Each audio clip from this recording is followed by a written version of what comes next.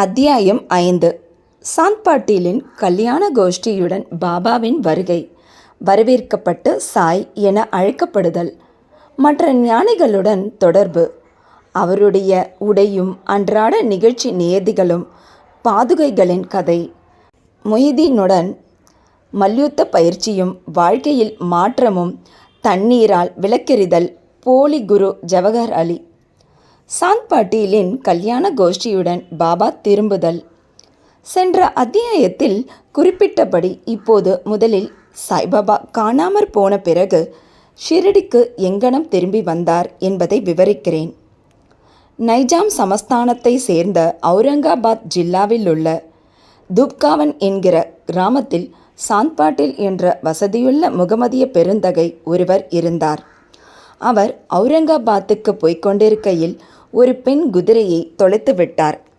2 மாதங்கள் பிரயாசையுடன் தேடினார்.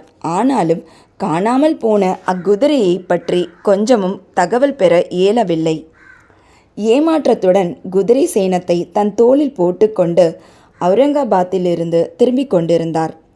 4½ காத தூரம் பிரயாணம் செய்த பின்னர் ஒரு மாமரத்தின் அருகில் வந்தார். அதன் அடியில் ஒரு பக்கிரி விசித்திர மனிதர் உட்கார்ந்து இருந்தார். அவரது தலையில் ஒரு குல்லாய் இருந்தது. கஃப்னி எனும் நீண்ட ஆடை தரித்திருந்தார். கமக்கட்டில் சட்கா எனும் குட்டையான பருமனான ஒரு தடி வைத்திருந்தார்.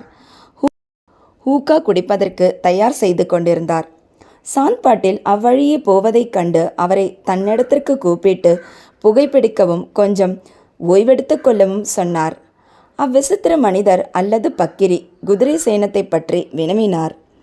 சாந்த் பாட்டீல் தனது தொலைந்து போன குதிரையின் மீதிருந்த சேணம் அது என்று கூறினார். அதற்கு அவர் அவரிடம் அருகாமையிலுள்ள சோலை ஒன்றில் தேடும்படி கேட்டுக்கொண்டார். அவர் அங்கே சென்றார். ஆச்சரியத்திலும் ஆச்சரியம், அவர் தன்னுடைய குதிரையை கண்டுபிடித்து விட்டார். அந்த பக்கிரி ஓர் சாதாரண மனிதர் அல்ல, ஆனால் ஓர் அவலியா, பெரும் ஞானி என்று எண்ணினார். குதிரையுடன் பக்கிரியிடம் திரும்பி வந்தார். ஊக்கா குடிப்பதற்கு தயாராகியது. ஆனாலும் 2 பொருட்கள் தேவைப்பட்டன. குழாயை பற்ற வைப்பதற்கு நெருப்பு, சாவி, புகை இழுக்க பயன்படும் ஒரு துண்டு துணியை, நனைப்பதற்கு தண்ணீர். பக்கிரி தனது சுத்தியை எடுத்து அதை வலிய நிலத்தில் நுழைத்தார். அதிலிருந்து எரியும் ஒரு நிலக்கரி நெருப்பு துண்டம் வந்தது. அதை அவர் குழாய் வழி இட்டார். பிறகு தமது சட்காவை தரையில் அடித்தார். அவ்விடத்திலிருந்து நீர் கசிய தொடங்கியது. சாவி நனைக்கப்பட்டு பிறகு பிழியப்பட்டு குழாயில் சுற்றப்பட்டது. இங்கனம் எல்லாம் முடிந்த பின்னர் பக்கிரி ஹூக்கா குடித்துவிட்டு சாந்த் பாட்டீலுக்கும் புகைக்கு கொடுத்தார். இவற்றையெல்லாம் கண்ணுற்ற சாந்த் பாட்டீல் வியப்புற்றார். பின்பு அவர் அவரை தன் வீட்டிற்கு அழைத்து தனது விருந்தோம்பலை ஏற்றுக்கொள்ளும்படி சொன்னார். மறுநாள் அவர் பாட்டீல் வீட்டிற்கு சென்று சில நாள் தங்கியிருந்தார். பாட்டீல் துப்காவன் கிராமத்தின் அதிகாரி. அவருடைய மனைவியின் சகோதரரது புதல்வன் கல்யாணம் செய்யப்படவிருந்தான். ஷிரடியிலிருந்து மணப்பெண் தேர்ந்தெடுக்கப்பட்டிருந்தாள். எனவே ஷிரடிக்கு புறப்படுவதற்கு பாட்டீல் ஆயத்தங்கள் செய்ய துவங்கினார். பக்கிரியும் கல்யாண கோஷ்டியுடன் கூட வந்தார். கல்யாணமும் எவ்வித சிரமமும் இன்றி முடிவடைந்து கோஷ்டியும் துப்காவனிற்கு திரும்பியது. ஆனால் பக்கிரி மாத்திரம் ஷிரடியிலேயே இருந்தார். பின்னர் அங்கேயே நிரந்தரமாக தங்கினார். சாய் என்னும் பெயரை பக்கிரி எப்படி அடைந்தார்?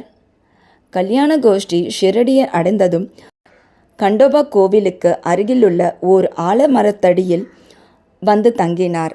கண்டோபா கோவிலின் பரந்த வெளியில் வண்டிகள் அவிழ்த்து விடப்பட்டன. கோஷ்டியில் உள்ளவர்கள் எல்லாம் ஒவ்வொருவராக இறங்கினர். பக்கிரியும் கீழே இறங்கினார். இளம் பக்கிரி இறங்கிக் கொண்டிருப்பதை பகத் மஹல் சபதி கண்ணுற்றார். உடனே யா சாய், சாய் வரவேண்டும் என்று கூவினார். அதிலிருந்து மற்றவர்களும் அவரை சாய் என்று அழைத்தார்கள். இதிலிருந்து அவர் சாய்பாபா என்னும் பெயரால் அறியப்பட்டார். மற்ற ஞானிகளுடன் தொடர்பு. சாய்பாபா மசூதியில் தங்க துவங்கினார். தேவிதாஸ் என்ற ஒரு ஞானி பாபா வருவதற்கு பல ஆண்டுகளுக்கு முன்பே ஷிரடியில் தங்கியிருந்தார். பாபா அவர் தம் நட்பை விரும்பினார். அவருடன் மாருதி கோவிலிலும் சாவடியிலும் தங்கியிருந்தார். சில சமயங்களில் தனியாகவும் இருந்தார். பிறகு ஜானகிதாஸ் என்று மற்றொரு ஞானியும் வந்தார். பாபா அவருடன் பேசிக் கொண்டிருப்பதிலேயே பெரும்பாலான நேரத்தை கழித்தார். அன்றி ஜானகிதாஸ் பாபா தங்கியிருந்த இடத்திற்கு செல்வார். அங்கனமே புந்தாம்பேய் நின்று இல்லறத்திலிருந்த வைசிய ஞானியான கங்காகேர் எப்போதும் ஷிரடிக்கு வந்தார். சாய்பாபா தம் இரு கைகளாலும் தண்ணீர் குடத்தை தோட்டத்திற்கு நீர் பாய்ச்சுவதற்காக எடுத்து சென்றபோது முதலாக அவரை கண்ட கங்காகீர் ஆச்சரியப்பட்டு வியந்து கூறியதாவது: ஷிரடி ஆசிர்வதிக்கப்பட்டது. அது விலைமதிக்க முடியாத வைரத்தை பெற்றிருக்கிறது. இம்மனிதர் இன்று தண்ணீர் சுமந்து கொண்டிருக்கிறார். ஆனாலும் அவர் சாதாரண மனிதர் அல்ல. இந்நிலம் ஷிரடி அதிர்ஷ்டமும் புண்ணியமும் உடையதாதலின் அஃது ஓர் வைரத்தை பெற்றது. அங்கனமே ஏவலா மடத்தை சேர்ந்த ஆனந்தநாத் என்பவர் புகழ்பெற்ற ஞானியும் அக்கல்கோட் மகாராஜின் சீடரும் ஆவார். அவர் ஷிரடி மக்கள் சிலருடன் ஷிரடிக்கு வந்திருந்தார். அவர் சாய்பாபாவை தம்முன் கண்டபோது வெளிப்படையாக பின்வருமாறு கூறினார்: இது உண்மையில் விலைமதிக்க முடியாத இரத்தினமாகும். அவர் ஒரு சாதாரண மனிதர் போன்று தோன்றினாலும் அவர் ஒரு சாதாரண கல் அல்ல, ஒரு வைரக்கல். கூடிய விரைவில் நீங்கள் இதை உணர்வீர்கள். இதை கூறிய பின்னர் அவர் ஏவலாவுக்கு திரும்பிவிட்டார். இது சாய்பாபா இளைஞனாய் இருக்கும்போது சொல்லப்பட்டது. பாபாவின் உடையும் அன்றாட நிகழ்ச்சி நியதியும். சாய்பாபா இளம் பருவத்தில் தமது தலையில் முடி வளர்த்தார். தலைமுடியை ஒழுங்குபடுத்துவதே இல்லை. விளையாட்டு வீரனை போன்று அவர் உடை அணிந்தார். அவர் ரஹத்தாவிற்கு சென்றிருந்தபோது ஜெந்து, சாமந்தி, ஜாய், மல்லிகை, ஜூய், முல்லை ஆகியவற்றின் சிறிய புஷ்பங்களை கொணர்ந்து தரையை சுத்தப்படுத்தி காய்ந்த நிலத்தை கொத்தி அவற்றை நட்டு தண்ணீர் விட்டார். வாமன் தாத்தியா என்னும் ஓர் அடியவர் அவருக்கு தினந்தோறும் 2 பானைகள் கொடுத்தார். இவற்றை கொண்டு பாபா தமது செடிகளுக்கு தண்ணீர் விடுவது வழக்கம். கிணற்றிலிருந்து நீர் இறைத்து மட்குடங்களை தாமே தோளில் தூக்கி செல்வார். மாலை நேரங்களில் மண் பானைகள் வேப்பமரத்தடியில் வைக்கப்பட்டிருக்கும். அவை வெறும் பச்சை மண்ணால் செய்யப்பட்டு சுடப்படாத காரணத்தால் அங்கனம் வைக்கப்பட்ட உடனேயே உடைந்துவிடும். அடுத்த நாள் தாத்தையா வேறு 2 புதுப்பானைகள் கொடுப்பார். இந்நிகழ்ச்சி 3 ஆண்டுகள் நடந்தது. சாய்பாபாவின் கடின பயிற்சி, உழைப்பு ஆகியவற்றினால் ஒரு பூந்தோட்டம் வளர்ந்தது.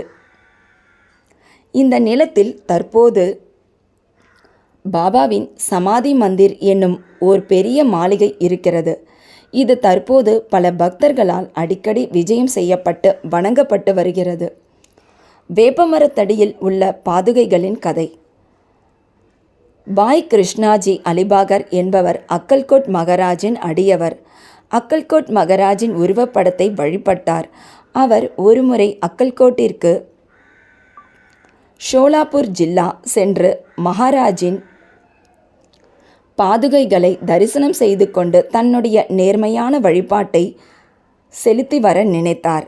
அவர் அங்கு செல்வதற்கு முன் கனவில் ஒரு காட்சியை கண்டார். அக்காட்சியில் அக்கல்கோட் மகாராஜ் தோன்றி அவரிடம், இப்போது ஷிரடியே எனது இருப்பிடம், அங்கு சென்று உனது வழிபாட்டை செலுத்து என்றார். எனவே பாய் தனது திட்டத்தை மாற்றிக்கொண்டு ஷிரடிக்கு வந்து பாபாவை வழிபட்டு 6 மாதங்கள் அங்கு தங்கி மகிழ்ச்சி அடைந்தார். அவருடைய காட்சி முதலியவற்றின் ஞாபகார்த்தமாக அவர் பாதுகைகளை தயாரித்து அதை சக வருடம் 1834 1912 ஆவணி மாதத்தில் பௌர்ணமி தினத்தன்று தாத்தா கேல்கர் உபாசனி முதலியோர் நடத்திய உரிய சடங்கு சம்பிரதாயங்களுடன் வேப்பமரத்தடியில் பிரதிஷ்டை செய்தார். அதன் வழிபாட்டுக்கு ஓர் அந்தணர் நியமிக்கப்பட்டார். அதனுடைய நிர்வாகம் சகுன்மேரு நாயக் என்ற அடியவரிடம் ஒப்புவிக்கப்பட்டது. இக்கதையின் முழு விவரம்: தானேவை சேர்ந்த திரு பி.வி. தேவ் என்னும் ஓய்வு பெற்ற மம்லதார் சாய்பாபாவின் ஒரு பெரிய பக்தர். இவர் இந்த விஷயத்தை பற்றி சகுன் மேரு நாயக், கோவிந்த் கமலாக்கர் தீக்ஷித் இவர்களிடம் இருந்து விசாரித்து பாதுகைகளை கொண்ட ஒரு கட்டுரையை சாய்லீலா சஞ்சிகையில் தொகுப்பு 2 எண் 1 பக்கம் 25 பதிப்பித்துள்ளார். அது கீழ்கண்டவாறு: சக வருடம் 1834 1912 பம்பாயை சேர்ந்த டாக்டர் ராம்ராவ் கோதாரி ஒருமுறை ஷிரடிக்கு பாபாவின் தரிசனத்துக்கு வந்தார். அவரது கம்பவுண்டரும் அவரது நண்பர் பாய் கிருஷ்ணாஜி அலிபாகரும் அவருடன் வந்தார்கள். கம்பவுண்டரும் பாயும் சகுன்மேரு நாயக் உடனும் கோவிந்த் கமலாக்கர் தீக்ஷித் உடனும் நெருங்கிய நண்பர்களானார்கள். சில விஷயங்களை பற்றி இவர்கள் பேசி கொண்டிருக்கையில் ஷிரடிக்கு சாய்பாபா முதல் விஜயம் செய்தது, புனித வேப்பமரத்தடியில் அமர்ந்திருந்தது, இவ்வுண்மைகளின் ஞாபகார்த்தம் ஒன்று இருக்க வேண்டும் என்று நினைத்தார்கள். பாபாவின் பாதுகைகளை பிரதிஷ்டை செய்வதற்கு எண்ணி அவற்றை சாதாரண கல்லில் செய்வதற்கு இருந்தனர். அப்போது பாயின் நண்பரான கம்பவுண்டர் தனது எஜமானரான டாக்டர் ராமராவ் கோதாரியிடம் இதை தெரிவித்தால் அருமையான பாதுகைகளை அவர் வடிவமைப்பார் என்று யோசனை கூறினார். அனைவரும் இந்த யோசனையை விரும்பினர்.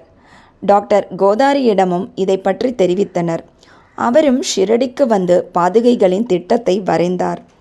கண்டோபா கோவிலில் உள்ள உபாசனி மகாராஜிடம் அவர் சென்று தனது திட்டத்தை காண்பித்தார்.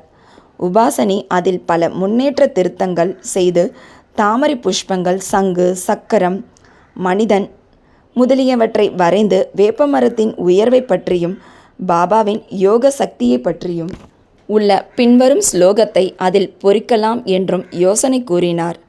அந்த ஸ்லோகம் பின்வருமாறு: சதாநிம்ப விருக்ஷஸ்ய மூலாதிவாசாத் சுதாஸ்திராவீனம் திக்தமப்யப்ரயம் தம் தரும் கல்பவ்ருக்ஷாதிகம் சாதயந்தம் நமாமீஸ்வரம் சத்குரும் சாய்நாதம். இதன் பொருள்: நான் சாய்நாத் பிரபுவை வணங்குகிறேன். வேப்பமரம் கசப்பாகவும் இனிமையற்றதாகவும் இருப்பினும் அவரது நிரந்தர இருக்கையினால் அமிர்தத்தை கசிகிறது. கல்ப விருட்சத்தை விட சிறந்தது அம்மரத்தின் கசிவு அமிர்தம் என்று அதன் குணப்படுத்தும் தன்மையால் அழைக்கப்படுகிறது. உபாசனியின் யோசனைகள் ஏற்றுக்கொள்ளப்பட்டு நிறைவேற்றப்பட்டன. பாதுகைகள் பம்பாயில் செய்யப்பட்டு ஷிரடிக்கு கம்பவுண்டர் மூலம் அனுப்பப்பட்டன. பாபா அவற்றை ஆவணி மாத பௌர்ணமி தினத்தன்று பிரதிஷ்டை செய்ய வேண்டும் என்று சொன்னார். அத்தினத்தன்று காலை 11 மணிக்கு பாதுகைகளை கண்டோபா கோவிலிலிருந்து துவாரகா மாய்க்கு மசூதி ஜி.கே. தீக்ஷித் ஊர்வலமாக தனது தலையில் எடுத்து வந்தார். பாபா அப்பாதுகைகளை தொட்டு இவைகள் பிரபுவின் பாதங்கள் என்றும் அவற்றை வேப்பமரத்தடியில் பிரதிஷ்டை செய்யும்படியும் கூறினார். அதற்கு முதல் நாள் பஸ்தா சேட் என்ற பம்பாயை சேர்ந்த பார்சி பக்தர் ரூபாய் 25 மணியாடர் செய்திருந்தார். பாபா இத்தொகையை பிரதிஷ்டை செய்ய கொடுத்துவிட்டார். பிரதிஷ்டையின் மொத்த செலவு ரூபாய் 100 ஆகியது. அதில் ரூபாய் 75 நன்கொடைகளினால் சேர்க்கப்பட்டது. முதல் 5 ஆண்டுகள் ஜி.கே. தீக்ஷித் அவர்களால் பாதுகைகள் வழிபாடு செய்யப்பட்டது. பின்னர் இவ்வழிபாடு ஜக்கடியை சேர்ந்த லக்ஷ்மண் காக்கேஸ்வரால் செய்யப்பட்டது. முதல் 5 ஆண்டுகளில் டாக்டர் கோதாரி விளக்கேற்றுவதற்காக மாதம் ரூபாய் 2 அனுப்பி வைத்தார். பாதுகைகளை சுற்றி போட வேலியும் அனுப்பினார். ஸ்டேஷனிலிருந்து அவ்வேலியை ஷிரடிக்கு கொண்டு வரும் செலவும் 7 ரூபாய் 8 கூரையும் சகுன்மேரு நாயக்கினால் கொடுக்கப்பட்டது. தற்போது ஜாக்கடி நானா பூஜாரி வழிபாட்டை செய்கிறார்.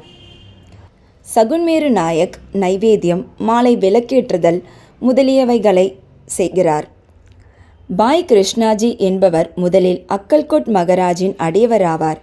சக வருடம் 1834 பாதுகைகள் பிரதிஷ்டை செய்யப்படும் சமயத்தில் அக்கல்கோட் போகும் வழியில் ஷிரடிக்கு வந்தார். பாபாவின் தரிசனம் ஆன பிறகு அக்கல்கோட்டுக்கு போக விரும்பி பாபாவின் அனுமதியை இதற்காக வேண்டினார். பாபா அவரிடம், அக்கல்கோட்டில் என்ன இருக்கிறது? நீ ஏன் அங்கு போக வேண்டும்? அக்கல்கோட் மகராஜ் இங்கேயே என்னுடன் ஒன்றி இருக்கிறார் என்றார். இதை கேட்டு பாய் அக்கல்கோட் செல்லவில்லை. பாதுகைகளின் பிரதிஷ்டைக்கு பின் ஷிரடிக்கு அடிக்கடி வந்தார். ஹேமந்த் பந்திற்கு இவ்விபரங்கள் தெரியாதென்று பிவி தேவ் முடிக்கிறார். அவர் அங்கனம் அறிந்திருப்பாராயின் அதை தன்னுடைய சச்சரிதத்தில் சேர்க்க தவறியிருக்க மாட்டார். மொஹிதீன் தம்போலியுடன் மல்யுத்த பயிற்சியும் வாழ்க்கையில் மாற்றமும். பாபாவின் மற்ற கதைகளுக்கு திரும்புவோம்.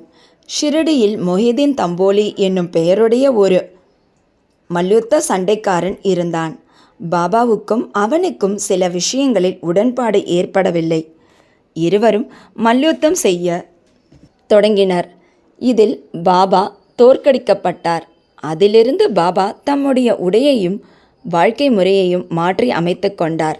மேலாடையாக கஃப்னி அணிந்தார். லங்கோடு இடுப்பு பட்டை அணிந்து தன் தலையை ஓர் துண்டு துணியால் மூடினார்.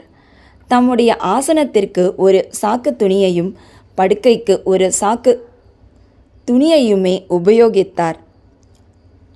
கிழிந்த கசங்கிய கந்தல் உடைகளை அணிவதிலேயே திருப்தி அடைந்தார்.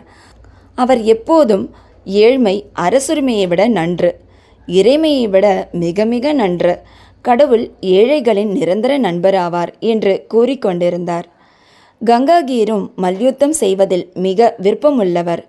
அவர் ஒருமுறை மல்யுத்தம் செய்யும்போது ஒரு ஆசையற்ற உணர்ச்சி அவருக்கு ஏற்பட்டது. அப்போது ஓர் குரல் அவரிடம் அவரது உடம்பை துறந்து கடவுளுடன் நிரந்தரமாக ஈடுபடும்படி கூறுவது கேட்டது. எனவே அவரும் சம்சாரத்தை துறந்து கடவுளை நோக்கி திரும்பினார். புந்தாம்பேக்கு அருகிலுள்ள ஓர் ஆற்றின் கரையில் ஒரு மடத்தை ஸ்தாபித்தார். சாய்பாபா மக்களுடன் கலந்து பேசுவதில்லை. அவரை யாராவது கேள்வி கேட்டபோது மட்டுமே அதற்கு பதில் கூறினார். பகற்பொழுதில் எப்போதும் வேப்பமரத்தடியிலேயே உட்கார்ந்திருந்தார். சில சமயங்களில் கிராம எல்லையில் வாய்க்காலுக்கு அருகிலுள்ள ஓர் ஆலமரத்தின் நிழலில் அமர்ந்திருந்தார். மாலை நேரங்களில் அவர் குறிக்கோள் இன்றி நடப்பது வழக்கம். சில நேரங்களில் நீம்காவன் போவார். அங்கு திரையம்பக் டாங்க்லேயின் வீட்டிற்கு போவார்.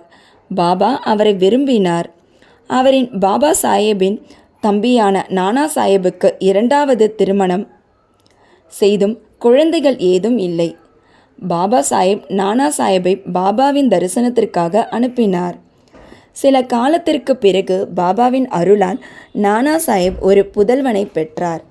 அதிலிருந்து சாய்பாபாவை பார்க்க மக்கள் கூட்டமாக திரண்டு வந்தனர். அவருடைய புகழ் பரவி அகமத் நகரை எட்டியது. அதிலிருந்து நானா சாஹேப் சாந்தோர்கரும் கேசவ சிதம்பரும் மற்றும் பலரும் ஷிரடிக்கு வரத் தொடங்கினர். பாபா பகற்பொழுதில் தமது அடியவர்களால் சூழப்பட்டிருந்தார். இரவில் உதிர்ந்து கொட்டும் ஒரு பழைய மசூதியில் படுத்தார்.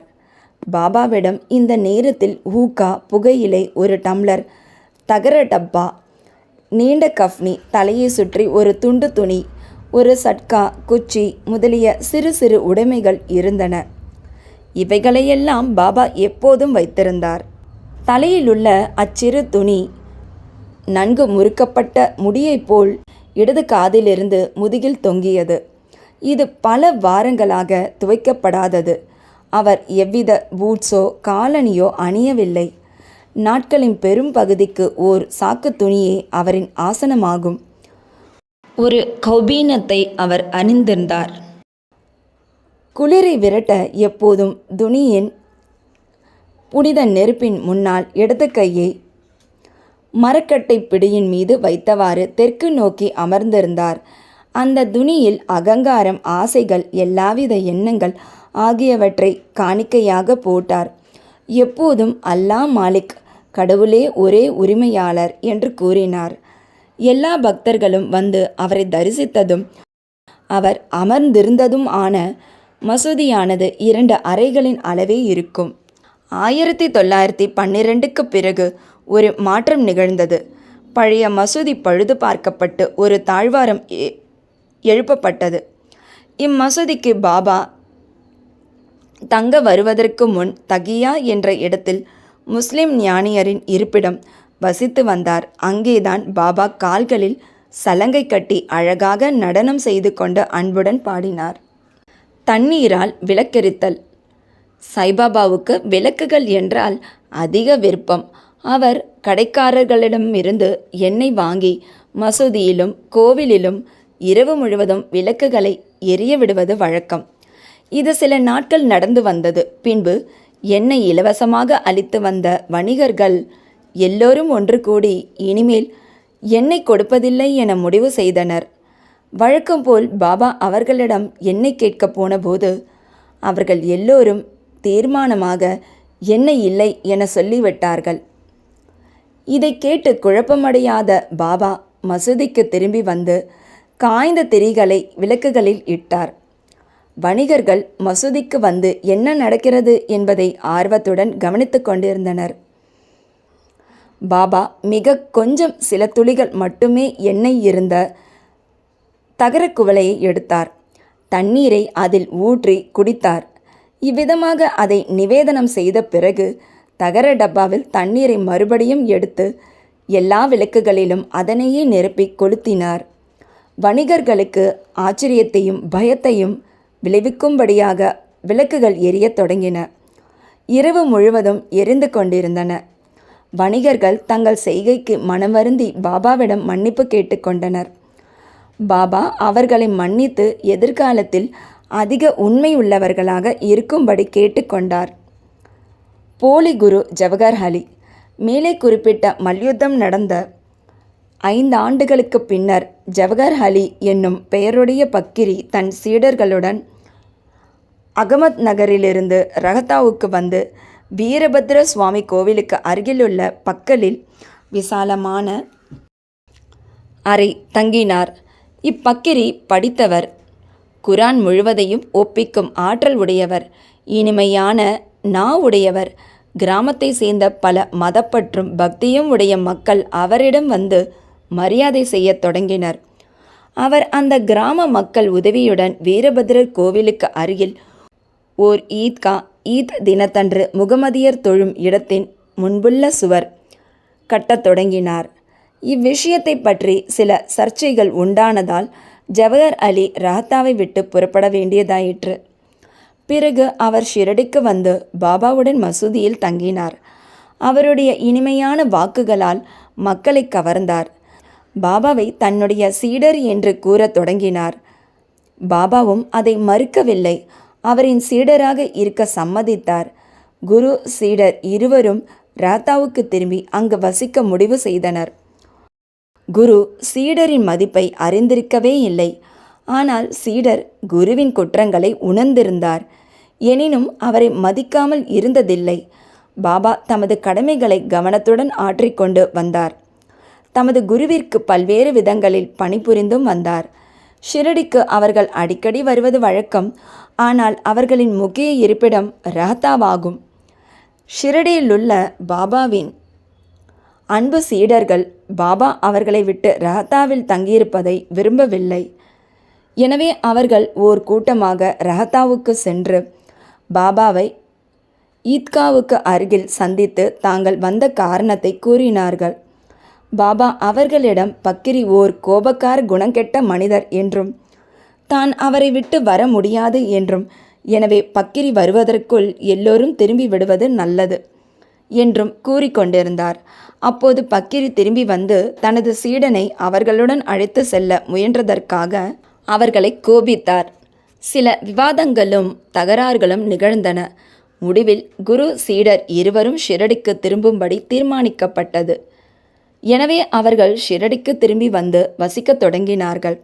சில நாட்களுக்கு பிறகு குரு தேவிதாசரால் சோதிக்கப்பட்டு முழுமைக்கு தேவையுள்ளவர் என கண்டுபிடிக்கப்பட்டார்.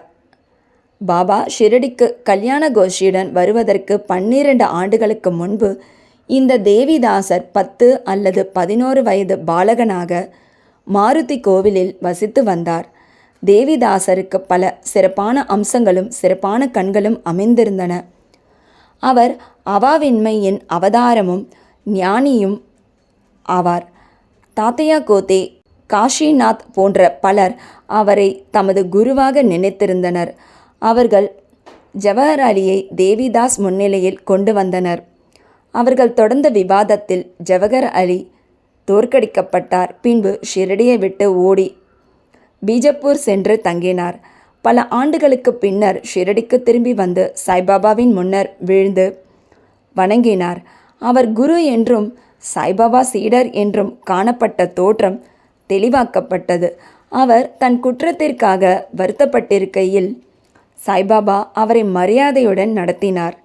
இவ்விஷயத்தில் உண்மையான ஒழுக்கத்தால் சாய்பாபா எவ்வாறு அகங்காரத்தை கலைந்து சீடனது கடமைகளை ஒழுங்காக செய்து உயர்ந்த பதவியை தன்னை உணர்தல் அடைவது என்பதை காட்டியுள்ளார். இக்கதை மஹல் சபதி சாய்பாபாவின் ஒரு பெருந்தகை அடியவர் என்றும் சீடரால் கூறப்பட்டுள்ளபடி கொடுக்கப்பட்டு இருக்கிறது. அடுத்த அத்தியாயத்தில் ராமநவமி திருவிழா, மசூதியின் முந்தைய நிலை, அதன் பழுதுபார்ப்பு ஆகியவற்றை காண்போம். ஸ்ரீ சாயி பணிக. அனைவருக்கும் சாந்தி நிலவட்டும். அத்தியாயம் 6. குருவின் கை தீண்டலினால் ஏற்படும் பயன். ஸ்ரீ ராமநவமி திருவிழா, அதன் ஆரம்பம், மாறுதல்கள் முதலியன. மசூதி பழுது பார்த்தல். ராமநவமி திருவிழாவையும் மசூதி பழுது பார்த்தலையும் பற்றி விவரிப்பதற்கு முன்னால் சத்குருவை பற்றி முன்னோடி குறிப்புகள் சிலவற்றை ஆசிரியர் கீழ்க்கண்டவாறு கூறுகிறார். குருவின் கை தீண்டலினால் ஏற்படும் விளைவு, பயன். எங்கே உண்மை அல்லது சத்குரு வழிகாட்டியாக இருக்கிறாரோ அங்கே இவ்வுலக பெருங்கடலுக்கு அப்பால் நம்மை பத்திரமாகவும் எளிதாகவும் அவர் நிச்சயம் அழைத்து செல்வார். சத்குரு என்னும் சொல்லானது நமது மனத்திற்கு சாய்பாபாவை கொணர்கிறது. எனக்கு முன்னால் அவர் நின்று கொண்டிருப்பது போன்றும், உதி என்னும் திருநீற்றை எனது நெற்றியில் இடுவதை போன்றும், அவரது ஆசிகள் நல்கும் கரத்தை என் தலைமீது வைப்பதை போன்றும் தோன்றுகிறது. எனது இதயம் மகிழ்ச்சியால் நிரம்புகிறது. அன்பு எனது கண்களில் இருந்து பொங்கி வழிகிறது. குருவின் கரம் தீண்டலின் சக்தியானது வியக்கத்தக்கதாகும். உலகை அழிக்கும் நெருப்பால் அழிக்கப்படாத எண்ணங்களும் ஆசைகளும் உடைய இந்த நுட்பமான உடம்பு குரு சாதாரணமாக கரம் தீண்டுவதாலேயே அழிக்கப்படுகிறது. முந்தைய பல பிறவிகளில் உண்டான பல பாவங்களும் சுத்தமாக அடித்துச் செல்லப்படுகின்றன. மதங்கள் கடவுளை பற்றிய பேச்சுகளை கேட்டவுடனேயே சஞ்சலப்படுபவர்களின் பேச்சு கூட அமைதி அடைகிறது. சாய்பாபாவின் சுந்தர ரூபத்தை பார்த்தாலே மகிழ்ச்சியால் நமது தொண்டை அடைக்கிறது. கண்ணீர் வெள்ளம் பெருக்கெடுக்கிறது. உணர்ச்சிகள் உள்ளத்தை வெல்கின்றன. நானே பிரம்மம் என்னும் உணர்வை அது எழுப்பிவிடுகிறது. தன்னை அறிதலின் ஆனந்தத்தை ஸ்தாபிக்கிறது. நான் நீ என்னும் வேறுபாட்டை கரைத்து அவ்வப்போதே நம்மை உச்சத்துடன் ஒரே உண்மையுடன் ஒன்றாக்குகிறது. புனித நூல்களை யான் பயிலத் தொடங்குந்தோறும் ஒவ்வொரு அடியிலும் எனது சத்குருவால் ஞாபகமூட்டப்படுகிறேன்.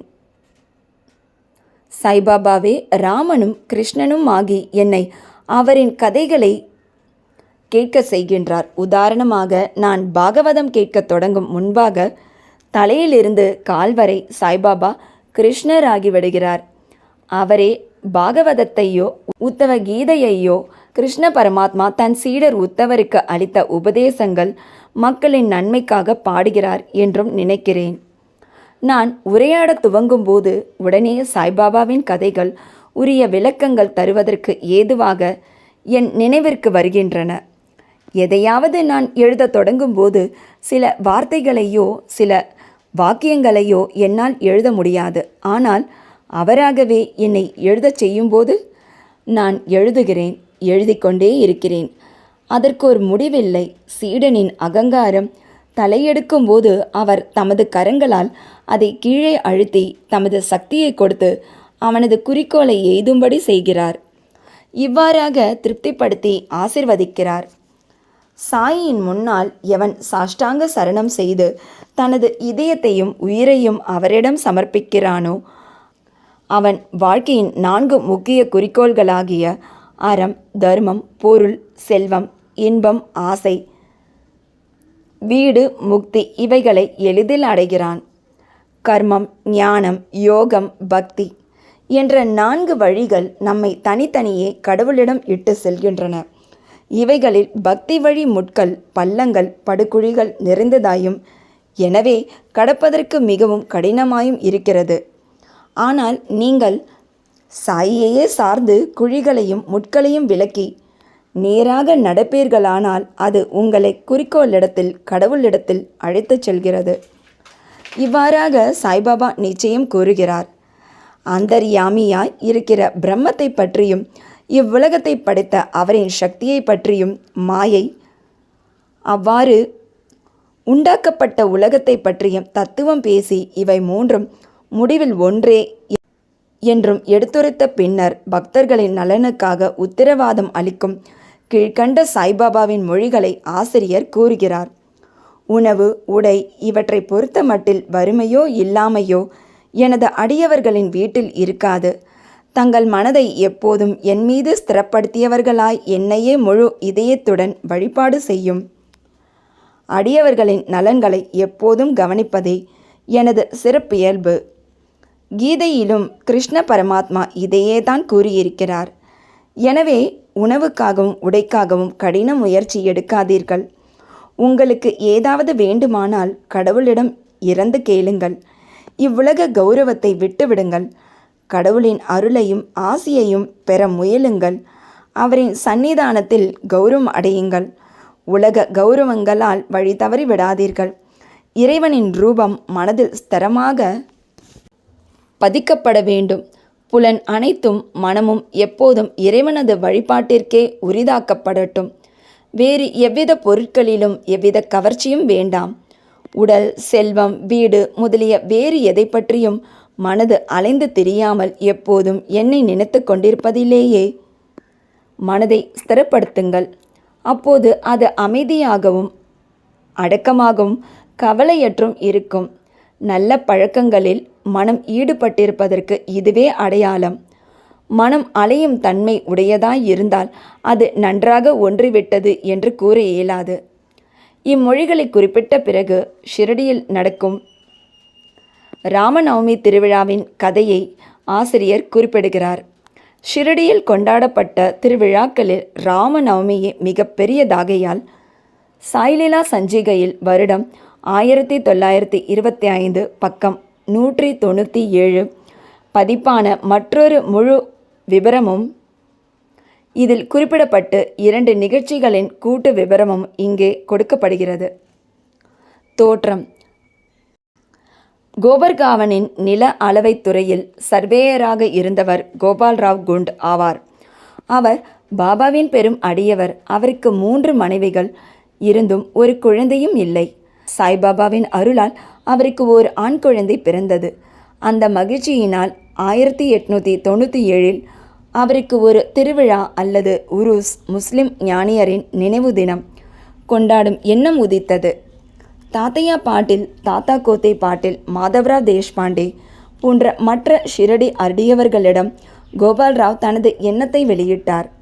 அவர்கள் எல்லோரும் இந்த யோசனைக்கு உடன்பட்டு சாய்பாபாவின் அனுமதியையும் ஆசையையும் பெற்றனர்.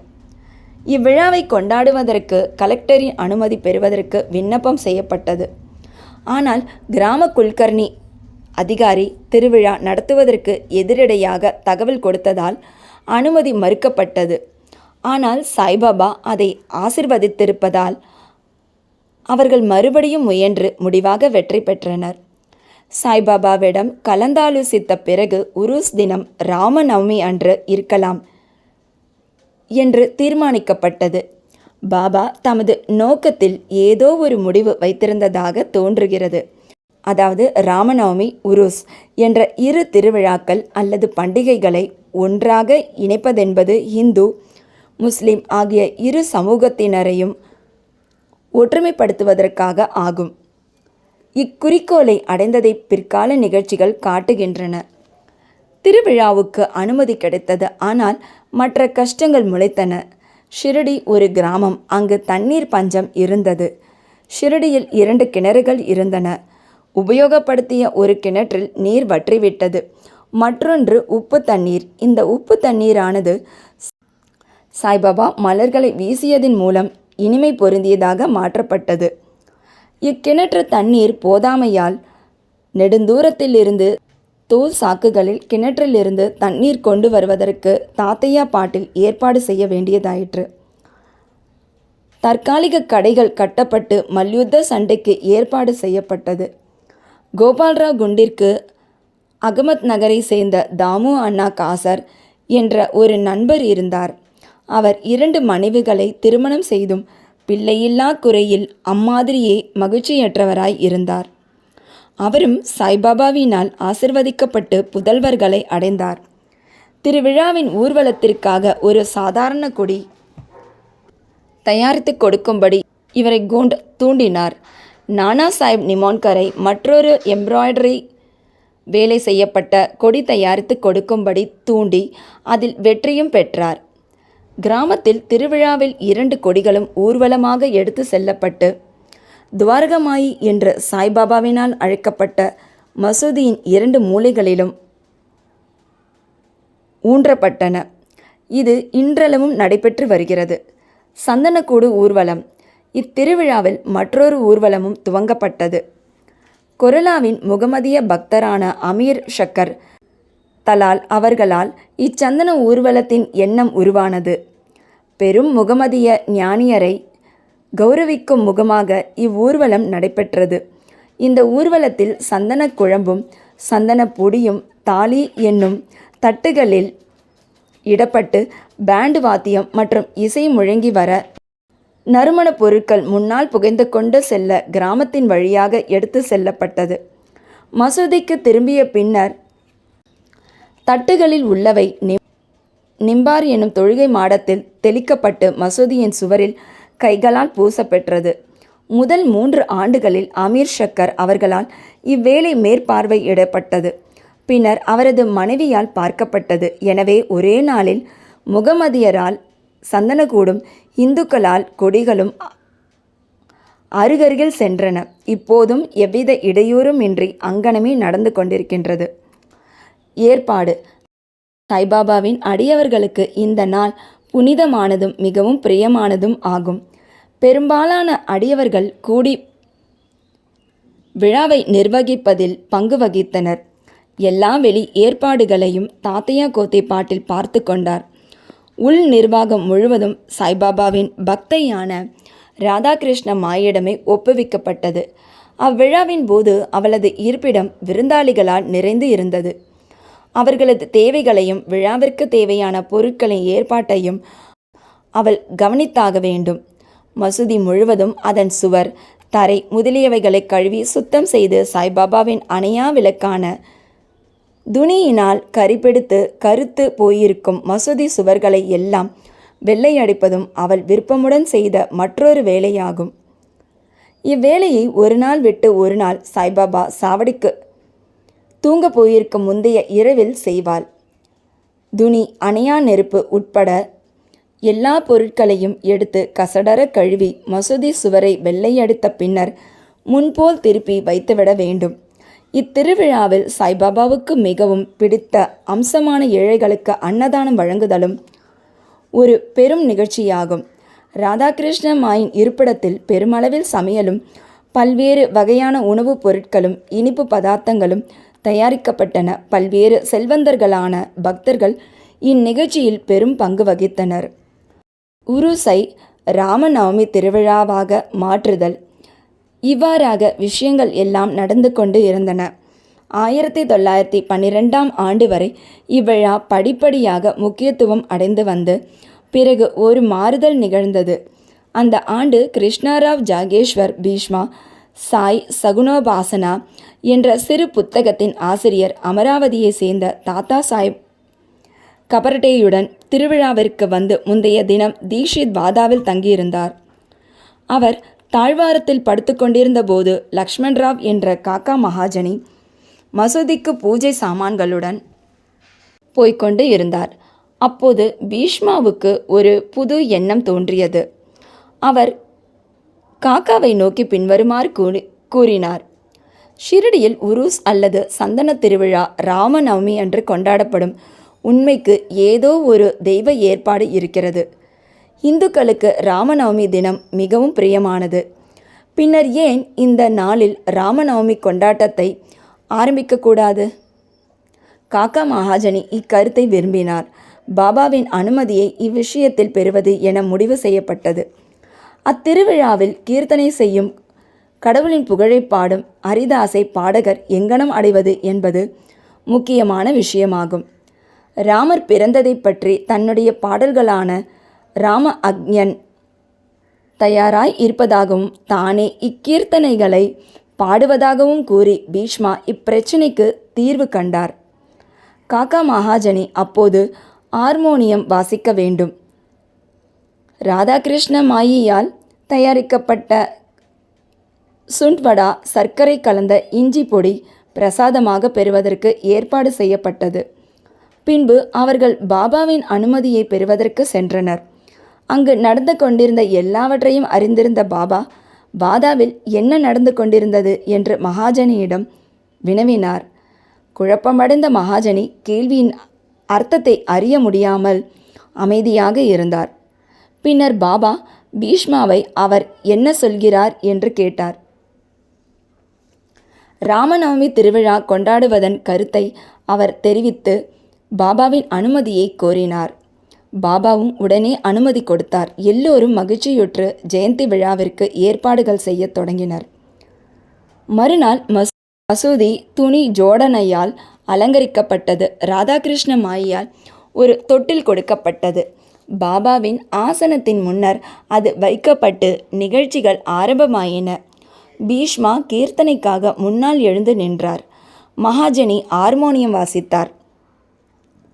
மகாஜனியை கூப்பிடும்படி சாய்பாபா ஒரு ஆணை அனுப்பினார். பாபா நிகழ்ச்சிகளை தொடர்ந்து நடத்துவதற்கு அனுமதிப்பாரா என ஐயம் கொண்டு அவர் மகாஜனி போக தயங்கிக் கொண்டிருந்தார்.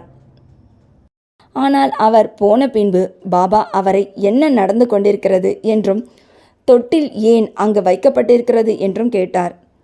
அவர் மகாஜனி ராமநவமி திருவிழா துவங்கப்பட்டிருக்கிறது என்றும் தொட்டில் அதற்காக வைக்கப்பட்டிருக்கிறது என்றும் கூறினார். அப்போது பாபா நிம்பாரிலிருந்து ஒரு மாலையை எடுத்து அதை அவர் கழுத்தில் இட்டு பீஷ்மாவுக்கு மற்றொரு மாலையை அனுப்பினார்.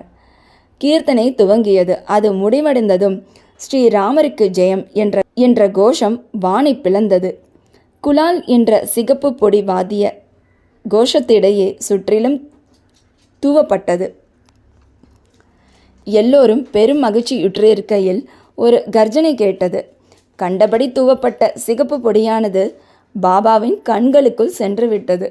பாபா கோபாவேசம் அடைந்து பெருங்குரலில் திட்டவும் கடிந்து கொள்ளவும் ஆரம்பித்தார். இக்காட்சியால் மக்கள் பீதி அடைந்து ஓட ஆரம்பித்தார்கள். பாபாவை நன்கு அறிந்த அவருடைய நெருங்கிய பக்தர்கள் பாபாவின் கடிந்துரைகளையும் திட்டல்களையும் வேஷமிடப்பட்ட ஆசிர்வாதங்கள் என்று எடுத்துக்கொண்டனர். ராமர் அவதரித்ததும் ராவணனையும் அகங்காரம், கெட்ட எண்ணங்கள் முதலிய அவனுடைய அரக்கர்களையும் கொல்வதற்காக பாபா கடுமையான கோபாவேசம் அடைந்ததும் முறையே என அவர்கள் நினைத்தனர். மேலும் ஷிரடியில் ஏதாவது ஒரு புதிய வேலை ஆரம்பிக்கப்படுமானால் பாபா கடுமையாக கோபம் கொள்வது வழக்கம். எனவே அவர்கள் அமைதியாய் இருந்தார்கள். பாபா தமது தொட்டிலை உடைத்து விடுவார் என்று ராதாகிருஷ்ணமாய் பயந்து போய் மகாஜனியிடம் தொட்டிலை எடுத்து வந்துவிடும்படி கூறினாள். அவர் சென்று தொட்டிலை தளர்த்தி கழற்ற போன சமயம் பாபா அவரிடம் சென்று தொட்டிலை அகற்ற வேண்டாம் என்று கூறிவிட்டார்.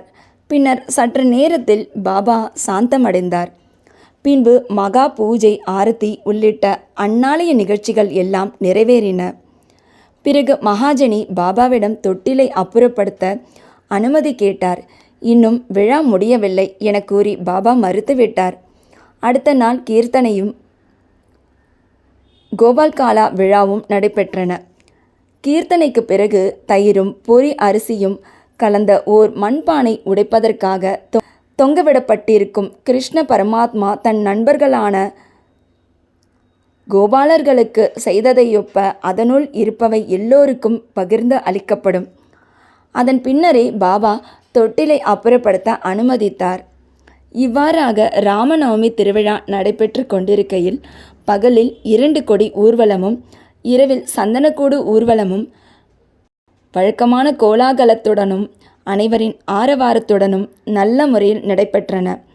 இத்தருணத்திலிருந்து பாபாவின் உருஸ் விழாவானது ராமநவமி திருவிழாவாக மாற்றப்பட்டது. அடுத்த ஆண்டிலிருந்து 1913 ராமநவமியின் நிகழ்ச்சிகள் அதிகரிக்க ஆரம்பித்தன. ராதாகிருஷ்ணமாய் சித்திரை முதல் தேதியிலிருந்து நாம சப்தாகம் செய்ய இறைவனது புகழை தொடர்ந்து 7 நாட்களுக்கு பாடிக்கொண்டிருப்பது ஆரம்பித்தாள். எல்லோரும் முறை வைத்து பங்கெடுத்து கொண்டனர். அவளும் சில நாட்கள் அதிகாலையில் கலந்து கொண்டாள். நாட்டின் எல்லா பகுதிகளிலும் ராமநவமி கொண்டாடப்படுவதால் ஹரிதாஸை பாடகர் பெரும் கஷ்டமானது மீண்டும் உணரப்பட்டது. ஆனால் விழாவிற்கு 5 அல்லது 6 நாட்களுக்கு முன் நவீன துக்காராம் என்று அறியப்பட்ட பாலபுவா மாலியை தற்செயலாக மகாஜனி சந்தித்தார். அவரை அவ்வாண்டு கீர்த்தனை புரிய செய்தார். அடுத்த ஆண்டு 1914 சாதாரா ஜில்லா பிர்ஹாட் சித்த கவடே நகரை சேர்ந்த பாலாபுவா சாதார்கர் என்பவர் தமது நகரில் பிளேக் பரவியிருந்த காரணத்தால் அங்கு ஹரிதாஸாக பாடகர் இயங்க முடியவில்லை. எனவே ஷிரடிக்கு வந்து காக்கா சாஹிப் மூலம் பெற்ற அனுமதியுடன் கீர்த்தனை செய்தார். அவரது முயற்சிக்கு போதுமான அளவு சன்மானம் கொடுக்கப்பட்டது. முடிவாக ஒவ்வொரு ஆண்டும் புதிய ஹரிதாஸ் ஒருவர் கிடைக்கப்பெறும் சிரமத்தை 1914 தாஸ்கனு மகாராஜை இப்பணியில் சாய்பாபா நிரந்தரமாக நியமித்ததன் மூலம் தீர்த்தார். அந்நாளிலிருந்து தற்போது வரைக்கும் அவ்வேளையை தாஸ்கனு வெற்றிகரமாயும் சிறப்பான முறையிலும் நிறைவேற்றி வருகிறார். 1912 ஆண்டிலிருந்து ஒவ்வொரு ஆண்டும் திருவிழா படிப்படியாக வளரத் தொடங்கியது. சித்திரை 8 தேதியிலிருந்து 12 தேதி வரை ஷிரடி தேன்கூட்டை போல் மக்கள் திரளாக காட்சியளித்தது.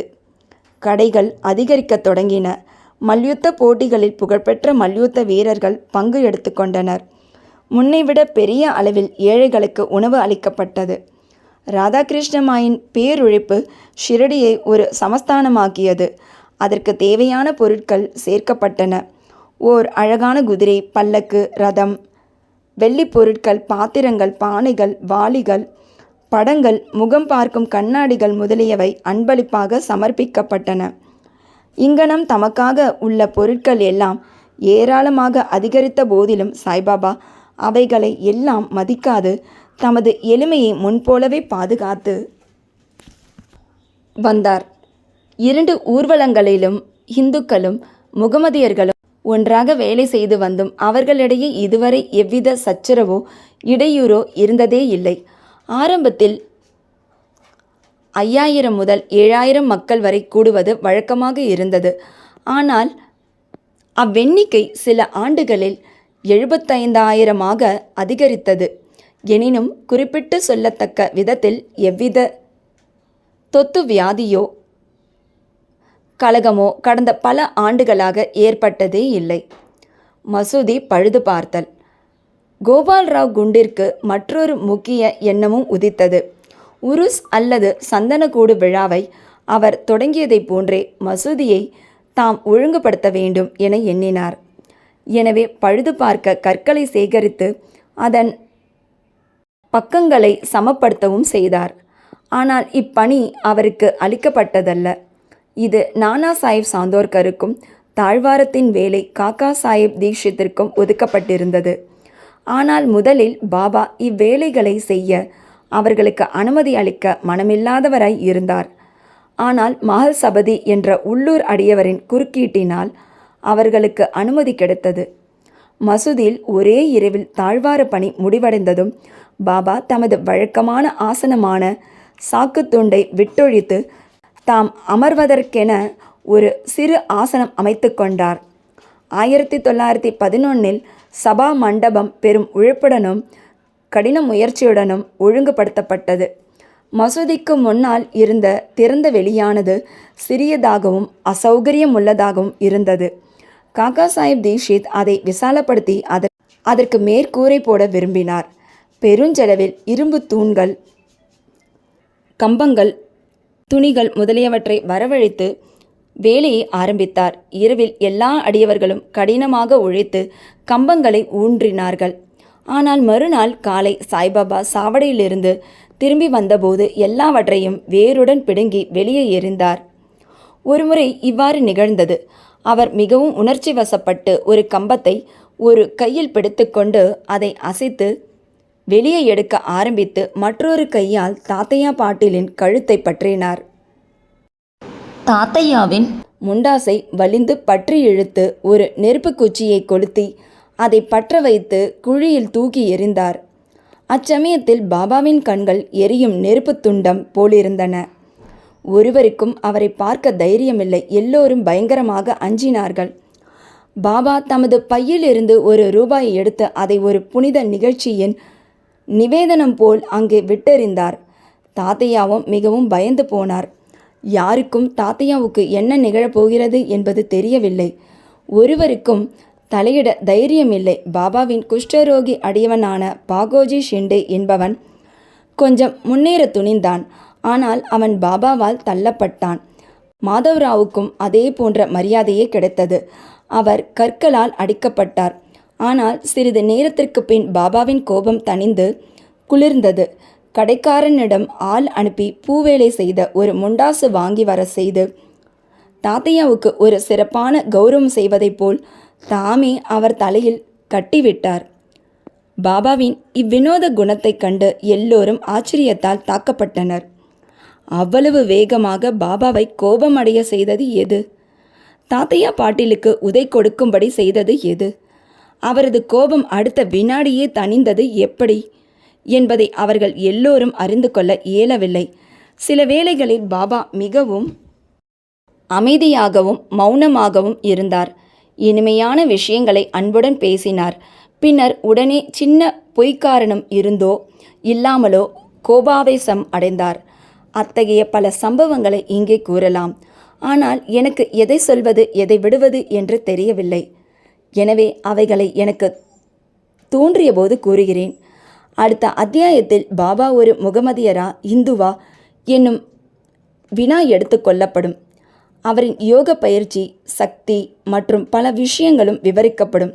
ஸ்ரீ சாயியை பணிக. அனைவருக்கும் சாந்தி நிலவட்டும். அத்தியாயம் 7. வியத்தக அவதாரம். சாய்பாபாவின் குணாதிசயங்கள், அவரின் யோக சாதனைகள், அவரின் எங்கும் நிறை தன்மை, குஷ்டரோக அடியவனின் சேவை, குழந்தை கபர்டேயின் பிளேக் வியாதி, பண்டரிபுரத்துக்கு செல்லல்.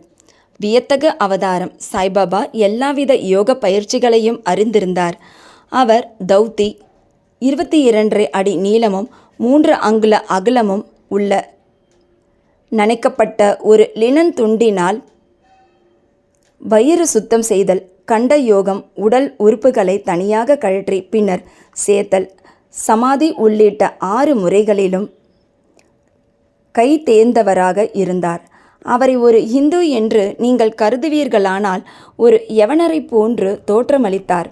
நீங்கள் அவரை ஒரு யவனர் என்று கருதுவீர்களானால் ஒரு சமயாசாரமுள்ள இந்துவாக தோற்றமளித்தார். அவர் ஒரு இந்துவா முகமதியரா என்று ஒருவரும் திட்டமாக அறிந்திருக்கவில்லை. இந்துக்களின் விழாவான ராமநவமியை உரிய சகல மரியாதைகளுடன் கொண்டாடி அதே நேரத்தில் முகமதியர்களின் சந்தனக்கூடு ஊர்வலத்தையும் அனுமதித்தார். திருவிழாக்களில் குத்து சண்டையை ஊக்குவித்து வெற்றி பெற்றோருக்கு பரிசுகள் வழங்கினார். கோகுலாஷ்டமி வந்தபோது கோபால்காலா திருவிழாவை கிருஷ்ணர் மேனியை கருமை நிறமாக்கும் வைபவம் உரிய முறைப்படி செய்வித்தார். ஈத் திருவிழாவின் போது முகமதியர்களை தங்கள் தொழுகையை நமாஸ் தமது மசூதியில் செய்ய அனுமதித்தார். ஒருமுறை மொகரம் திருவிழாவின் போது சில முகமதியர்கள் மசூதியில் ஒரு தாசியா அல்லது தாபூத் முஸ்லிம் ஞானியரின் பாடை உருவகம் செய்யவும் அதை சில நாட்கள் மசூதியில் வைத்திருந்து கிராமத்தின் வழியாக ஊர்வலமாக எடுத்து சென்று புதைக்கவும் தீர்மானித்தனர். 4 நாட்களுக்கு தாபூத்தை மசூதியில் வைக்க சாய்பாபா சம்மதித்தார். 5வது நாள் சிறிதளவும் தமது செயலுக்காக வருந்தும் தன்மையே இன்றி மசூதியில் இருந்து அதை அப்புறப்படுத்தினார். நீங்கள் அவரை ஒரு முகமதியர் என்று கூறுவீர்களானால் இந்து மத வழக்கப்படி காது குத்தப்பட்டிருந்தார். நீங்கள் அவரை ஹிந்து என்று கருதுவீர்களானால் அவர் சுன்னத் கல்யாணம் செய்கிற வழக்கத்தை ஆதரித்தார். ஆனால் பாபாவை நெருங்கிய நானா சாஹிப் சாந்தோர்கர் கருத்துப்படி பாபாவுக்கே சுன்னத் செய்யப்படவில்லை. பி.வி. தேவ் எழுதிய பாபா ஹிந்து கி யவன் என்ற கட்டுரையை சாய்லீலா சஞ்சிகையில் பக்கம் 562 பார்க்க, நீங்கள் அவரை ஹிந்து என்று அழைத்தால் எப்போதும் மசூதியில் வாழ்ந்தார். முகமதியர் என்றால் துனி என்னும் அகண்ட நெருப்பை அவர் எப்போதும் மசூதியில் வைத்திருந்தார். மற்றும் முகமதிய மதத்திற்கு விரோதமான பின்வரும் 3 பழக்கங்களையும் கொண்டிருந்தார். அதாவது திருக்கையில் அரைப்பது, சங்கு ஊதுவது, மணி அடிப்பது, தீயில் ஆகுதி செய்தல், பஜனை, தண்ணீரால் சாய்பாபாவின் பாதத்தை அர்க்கிய வழிபாடு செய்தல் முதலியன எப்போதும் அங்கு அனுமதிக்கப்பட்டன. நீங்கள் அவரை முகமதியர் என்று நினைத்தால் பிராமண சிரேஷ்டர்களும் அக்னிஹோத்திரிகளும் தங்கள் வைதீக சம்பிரதாயத்தை விட்டுவிட்டு அவர் பாதங்களில் சாஷ்டாங்கமாக விழுந்து பணிந்தனர். அவரது தேசம் முதலியவற்றை பற்றி விசாரிக்க போனவர்கள் அவரது தரிசனத்தால் கவரப்பட்டு திகைத்து வாயடைத்து ஊமையானார்கள். எனவே அவர் ஓர் முகமதியரா இந்துவா என்பது ஒருவராலும் நிச்சயமாக தீர்க்க இயலாததாய் இருந்தது. இது அதிசயம் அல்ல. அகங்காரத்தையும் உடல் உணர்வையும் ஒழிப்பதன் மூலம் பரமாத்மாவிடம் தன்னை முழுதும் அர்ப்பணித்து சரணாகதி அடைந்து அவருடன் ஒன்றிவிடுபவனுக்கு ஜாதி, தேசம் என்னும் கேள்விகள் குறித்து கருத்தில் கொள்வதற்கு ஏதும் இல்லை. சாய்பாபாவை போன்ற அத்தகைய ஒருவர் ஜாதிகளுக்குள்ளேயும் ஜந்துகளுக்குள்ளேயும் எவ்வித வேறுபாட்டையும் காணவில்லை. பக்ரிகளுடன் மாமிசமும் மீனும் அவர் உண்டார். நாய்கள் அவைகளின் வாயால் அவ்வுணவை தீண்டிய போதும் அவர் அருவருப்பு காட்டவில்லை. சாய்பாபா அத்தகைய தனி சிறப்பு வாய்ந்த வியத்தகு அவதாரமாவார். முன்னர் செய்த நல் வினைகளின் காரணமாகவே நான் அவர் பாதத்தடியில் உட்காருவதற்கும் அவருடைய ஆசிர்வதிக்கப்பட்ட நட்பை மகிழ்ந்து அனுபவிப்பதற்கும் நல்ல அதிர்ஷ்டத்தையும் பெற்றேன். அதிலிருந்து நான் பெற்ற மகிழ்ச்சியும் ஆனந்தமும் தன்னிகர் இல்லாதவை. உண்மையில் சாய்பாபா பரிபூர்ண ஆனந்தமும் உணர்வும் ஆவார். அவரின் உயர்வையும் தனித்தன்மை சிறப்பையும் போதுமான அளவிற்கு நான் விளக்க இயலாது. அவரின் பாதார விந்தங்களில் ஆனந்தத்தை நுகர்பவன் அவருடையதே ஆன ஆத்மாவிலேயே ஸ்தாபிக்கப்படுகிறான். முக்தியில் ஆர்வமுள்ள பல சந்நியாசிகள், சாதகர்கள் மற்றும் எல்லாவித மக்களும் சாய்பாபாவிடம் வந்தனர். எப்போதும் அவர் நடந்தார், பேசினார், அவர்களுடன் சேர்ந்து சிரித்தார். எப்போதும் தம் நாவினால் அல்லாஹ் மாலிக், இறைவனே எஜமானர் என மொழிந்தார். அவர் விவாதத்தையோ கலகத்தையோ விரும்பவில்லை. அவர் சில நேரங்களில் கடுமையாக இருப்பினும் எப்போதும் அமைதியாகவும் கட்டுப்பாடுடனும் இருந்தார். எப்போதும் முழு வேதாந்தத்தையும் போதித்தார். கடைசி வரை பாபா யார் என்பது ஒருவருக்கும் தெரியாது. அரசர்களும் ஏழைகளும் அவர் முன் சமமாக நடத்தப்பட்டனர். அனைவருடைய ஆழ்ந்த இரகசியங்களையும் அவர் அறிவார். அதை அவர் மொழிகளால் வெளியிட்ட போது அனைவரும் வியந்தனர். சர்வ ஞானங்களின் கருவூலம் அவரே. எனினும் அறியாதவர் போல் நடித்தார். புகழை அவர் விரும்பவில்லை. இவைகளே சாய்பாபாவின் குணாதிசயங்கள். அவர் மானிட உருவத்தில் இருப்பினும் அவரின் செய்கைகள் அவரது கடவுள் தன்மையை எடுத்து காட்டியது. அனைவரும் அவரை ஷிரடியில் இருக்கும் பரமாத்மா என்றே நம்பினர். சாய்பாபாவின் குணாதிசயங்கள். பாபாவின் அற்புதங்களை விளக்கத் தெரியாத அறிவிலி நான். ஷிரடியிலுள்ள ஏறக்குறைய எல்லா கோவில்களையும் அவர் பழுது பார்க்க செய்தார். சனி, கணபதி, சங்கரர், சரஸ்வதி, கிராம தேவதை, மாருதி முதலிய எல்லா கோவில்களையும் தாத்தையா பாட்டில் மூலமாக ஒழுங்குபடுத்த செய்தார். அவரது தர்மமும் குறிப்பிடும்படியானது. தக்ஷிணை என்ற பெயரில் அவர் வழக்கமாக வாங்கி வந்த பணமும் தாராளமாக பகிர்ந்து அளிக்கப்பட்டது. ரூபாய் 20 சிலருக்கும், ரூபாய் 15 அல்லது ரூபாய் 50 மற்றவர்களுக்கும் தினந்தோறும் அளிக்கப்பட்டது. இது தூய தர்ம பணம் என்றும் அதை உபயோகமாக பயன்படுத்தவும் பாபா விரும்பினார். பாபாவின் தரிசனத்தை பெற்றதால் மக்கள் மிக பெரும் அளவில் பயனடைந்தார்கள். சிலர் ஆரோக்கியமும் நலமும் பெற்றனர். கொடியவர்கள் நல்லவர்களாக திருந்தினார்கள். சில சந்தர்ப்பத்தில் குஷ்டம் குணமாக்கப்பட்டது. பலர் தங்களின் மனோபீஷ்டங்களில் பூர்த்தி எய்தினர். குருடர்கள் தமது கண்களில் எவ்வித மருந்தோ சாரோ விடப்படாமல் பார்வையை அடைந்தார்கள். சில முடவர்கள் கால்களை அடைந்தார்கள். அவரின் அசாதாரண பெருந்தன்மைக்கு ஒரு எல்லையை ஒருவராலும் காண இயலாது. அவரது புகழ் நெடுந்தூரம் பரவி எல்லா திசைகளிலிருந்தும் யாத்ரீகர்கள் ஷிரடியை நோக்கி திரண்டனர். பாபா எப்போதும் துனி அருகிலேயே அமர்ந்திருந்தார். அங்கு தம்மை ஆசுவாசப்படுத்தி கொண்டார். எப்போதும் தியானத்தில் அமர்ந்திருந்தார். சில சமயங்களில் குளித்தும் மற்ற நேரங்களில் குளிக்காமலும் இருந்தார். தமது தலையில் ஒரு வெள்ளை டர்பனும் இடுப்பில் சுத்தமான வேஷ்டியும் தமது உடம்பில் ஒரு சட்டையும் அணிவது வழக்கம். ஆரம்பத்தில் இதுவே அவரது உடையாகும். அவர் கிராமத்தில் முதலில் வைத்தியம் செய்தார். நோயாளிகளை கவனித்து மருந்து கொடுத்தார்.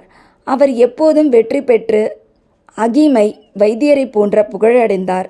ஒரு வினோதமான விஷயத்தை இங்கு கூறலாம். ஓர் அடியவரது கண்கள் சிவந்தும் வீங்கியும் இருந்தது. ஷிரடியில் ஒரு வைத்தியரும் கிடைக்கவில்லை. மற்ற அடியவர்கள் அவரை பாபாவிடம் அழைத்து சென்றனர். அதை போன்ற வியாதிக்கு மற்ற டாக்டர்கள் களிம்பு, அஞ்சனம், பசும்பால், கற்பூராதி மருந்துகள் முதலியன உபயோகிப்பர். ஆனால் பாபாவின் சிகிச்சையோ முற்றிலும் தனித்தன்மை வாய்ந்தது.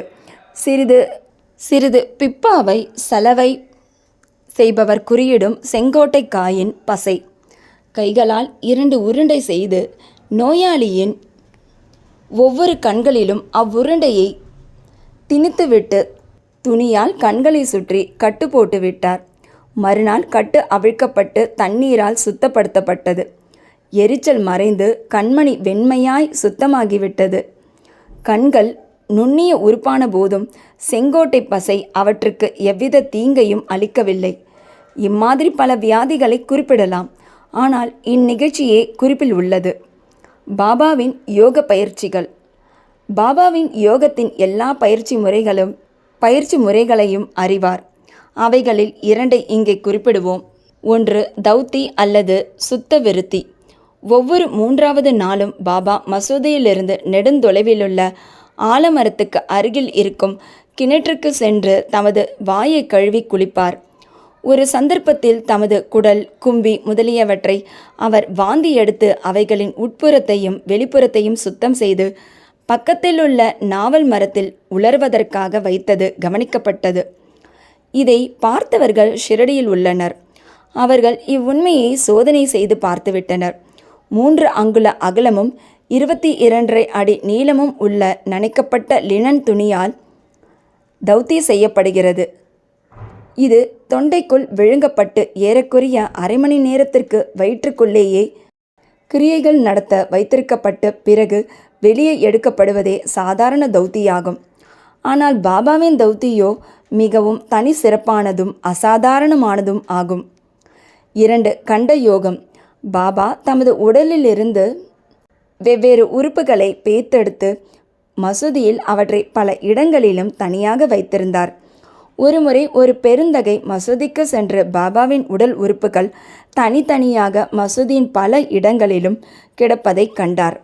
அவர் மிகவும் பீதியடைந்து முதலில் கிராம அதிகாரிகளிடம் சென்று பாபா கண்ட துண்டங்களாக வெட்டப்பட்டு கொலை செய்யப்பட்டதை அறிவிக்க எண்ணினார். அவரே முதல் தகவல் தந்தவராகி விடுவாராதலாலும் அவ்விஷயத்தை பற்றி சிறிது அறிந்து இருந்ததாலும் அவர் மீது பொறுப்பு சுமத்தப்பட்டுவிடும் என எண்ணி யாரிடமும் ஏதுமே கூறாமல் இருந்துவிட்டார். ஆனால் மசூதிக்கு சென்றபோது பாபா தேக ஆரோக்கியத்துடன் திடகாத்திரமாக முன்போலவே இருப்பதைக் கண்டு மிகவும் அதிசயம் அடைந்தார். தான் முதல் நாள் பார்த்தது வெறும் கனவு என்றே அவர் எண்ணினார். பாபா தமது சிசு பருவத்தில் இருந்தே யோகம் பயின்றார். அவர் பெற்றுள்ள திறமையை ஒருவரும் அறிந்திருக்கவில்லை, அன்றி ஊகிக்கவும் இல்லை. தமது சிகிச்சைகளுக்கு எவ்வித பணமும் அவர் வசூலிக்கவில்லை. தமது தகைமைகளின் திறத்தின் பயனால் புகழ்பெற்று பெருமையுற்றார். பல ஏழைகளுக்கும் துன்பப்படும் மக்களுக்கும் அவர் ஆரோக்கியம் அளித்தார். வைத்தியர்களில் எல்லாம் தலைசிறந்த புகழ்பெற்ற வைத்தியரான அவர் தமது தேவைகளை லட்சியம் செய்யவில்லை. மற்றவர்களின் நன்மைக்கும் சௌகரியத்துக்குமே எப்போதுமே உழைத்தார். தாங்க முடியாத பயங்கர வழிகளை எல்லாம் தாமே பலமுறை இம்முறைகளில் தாங்கி துயருற்றிருக்கிறார். எங்கும் நிறைந்திருக்கும் மிகவும் கருணையுடைய பாபாவின் குணாதிசயத்தை எடுத்து காண்பிக்கும் அத்தகைய ஒரு நிகழ்ச்சியை இங்கு தருகிறேன். பாபாவின் எங்கும் நிறை தன்மையும் கருணையும் 1910ஆம் ஆண்டில் தீபாவளி விடுமுறையின் போது பாபா துணிக்கருகில் அமர்ந்து குளிர் காய்ந்து கொண்டிருந்தார். பிரகாசமாக எரிந்து கொண்டிருந்த துணியில் விறகை நுழைத்தார். சிறிது நேரத்திற்கு பின் விறகுகளை நுழைப்பதற்கு பதில் பாபா தமது கரத்தையே துணி உள்ளே நுழைத்துவிட்டார். கரம் உடனே கருகி வெந்துவிட்டது. இது வேலையால் மாதவாலும் மாதவராவ் தேஷ்பாண்டேயாலும் உடனே கவனிக்கப்பட்டது. உடனே அவர்கள் பாபாவிடம் ஓடினார்கள். மாதவராவ் தனது கைகளை பாபாவின் இடுப்பில் கொடுத்து சேர்த்து வலிந்து பின்னால் இழுத்து, தேவா, எதற்காக இங்கனம் செய்தீர் என்று கேட்டார். பின்னர் பாபா தம் உணர்வுக்கு வந்து பதில் அளித்தார். தொலைதூரத்தில் உள்ள ஏதோ ஒரு இடத்தில் ஒரு கொல்லனின் மனைவி உலைக்களத்தில் இருந்த துருத்தியில் வேலை செய்து கொண்டிருந்தாள். அப்போது அவளது கணவன் அவளை கூப்பிட்டான். அவள் தனது இடுப்பில் குழந்தை இருப்பதை மறந்து அவசரமாக ஓடினாள். ஊது உலைக்களத்தில் குழந்தை நழுவி விழுந்து விட்டது. நான் உடனே உலைக்களத்தில் கையை விட்டு குழந்தையை காப்பாற்றினேன். எனது கரங்கள் வெந்து போனதை பற்றி நான் பொருட்படுத்தவில்லை. குழந்தையின் உயிர் காக்கப்பட்டதை எண்ணி நான் மகிழ்வடைகிறேன். குஷ்டரோக அடியவனின் சேவை. மாதவராவ் தேஷ்பாண்டேயிடமிருந்து பாபாவின் கரங்கள் வெந்து போனதை கேள்விப்பட்ட நானா சாஹிப் சாந்தோர்கர் பம்பாயை சேர்ந்த புகழ்பெற்ற டாக்டரான பரமானந்த் என்பவரை ஆயின்மெண்ட், லிண்ட் துணி, பேண்டேஜ் துணி உட்பட மருத்துவ சாமான்களுடன் அழைத்து வந்து பாபாவின் கரத்தை பரிசோதிக்கவும் வெந்ததினால் ஏற்பட்ட தீக்காயத்துக்கு சிகிச்சை செய்யவும் வேண்டிக் கொண்டார். ஆனால் பாபாவினால் இது மறுக்கப்பட்டது. அது முதற்கொண்டு பாகோஜி ஷிண்டே என்ற குஷ்டரோகி அடியவரால் பாபாவுக்கு சிகிச்சை செய்யப்பட்டு வந்தது. வெந்து போன இடத்தை நெய் போட்டு நன்றாக தேய்த்துவிட்டு ஒரு இலையை அதன் மீது வைத்து கட்டிவிடுவது அவரது சிகிச்சையாகும். நானா சாஹேப் பலமுறை பாபாவிடம் அந்த கட்டை நீக்கிவிட்டு டாக்டர் பரமானந்தை காயத்தை சோதிக்கவும் சிகிச்சை செய்யவும் குணப்படுத்தவும் அது விரைவில் குணப்படும் எண்ணத்துடன் கேட்டுக்கொண்டார். டாக்டர் பரமானந்தும் அதையொப்ப பலமுறை வேண்டுகோள் விடுத்தார். ஆனால் அல்லாவே அவரது மருத்துவர் என்று கூறி பாபா மறுத்துவிட்டார். அவர் தமது கையை சோதிக்க அனுமதிக்கவே இல்லை. டாக்டர் பரமானந்தின் மருந்துகள் ஷிரடியில் உபயோகப்படுத்தப்படவில்லை. இருப்பினும் டாக்டருக்கு பாபாவின் தரிசனத்தை பெறும்படியான நல்ல அதிர்ஷ்டம் இருந்தது. தினந்தோறும் பாகோஜி கரத்திற்கு சிகிச்சை செய்ய அனுமதிக்கப்பட்டார். சில நாட்களுக்கு பின் கரம் குணப்படுத்தப்பட்டது. அனைவரும் மகிழ்ச்சியுற்றனர். ஏதோ லேசான வலி இன்னும் இருந்திருக்குமோ இல்லையோ என்பதை நாம் அறியோம். தினந்தோறும் பாகோஜி தனது நியதிப்படி கட்டுகளை தளர்த்தி நெய்யினால் அதை நன்றாக மீண்டும் தேய்த்து அழுத்தி கட்டு போடுவார். இது சாய்பாபாவின் மகா சமாதி வரை நடைபெற்றது. அவர் ஒரு முழு சித்தரானதால் இந்த சிகிச்சை உண்மையில் அவருக்கு தேவை இருக்கவில்லை. ஆனால் தமது அடியவர் மீதுள்ள அன்பின் காரணத்தால் பாகோஜியினது உபாசனையை சேவையை முழுவதுமாக தடையின்றி நடத்த அனுமதித்தார். பாபா லெண்டி தோட்டத்திற்கு புறப்பட்ட போது பாகோஜி அவருக்கு குடைப்பிடித்து அவருடன் கூட சென்றார். துணிக்கருகிலுள்ள கம்பத்தருகில் பாபா அமர்ந்ததும் பாகோஜி தனது சேவையை ஆரம்பித்தார். பாகோஜி முந்தைய ஜென்மத்தில் தீவினையாளர். அவர் குஷ்டரோகத்தால் அவதியுற்று கொண்டிருந்தார். அவரது கைகள் சுருங்கி இருந்தன. அவர் உடம்பு முழுவதும் சீழாகி மோசமாக நாற்றம் அடித்தது.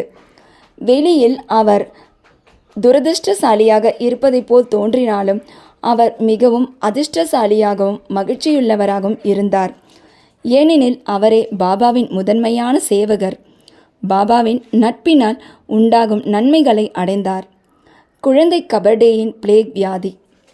பாபாவின் மற்றொரு வியத்தகு லீலையை இப்போது கூறுகிறேன். அமராவதியை சேர்ந்த தாத்தா சாஹேப் கபர்டேயின் மனைவி ஷிரடியில் தன் இளம் புதல்வனுடன் சில நாட்கள் தங்கியிருந்தாள். அப்போது அவளது புதல்வனுக்கு அதிக காய்ச்சல் வந்து அது நெறிக்கட்டி பிளேகாக பெரிதானது.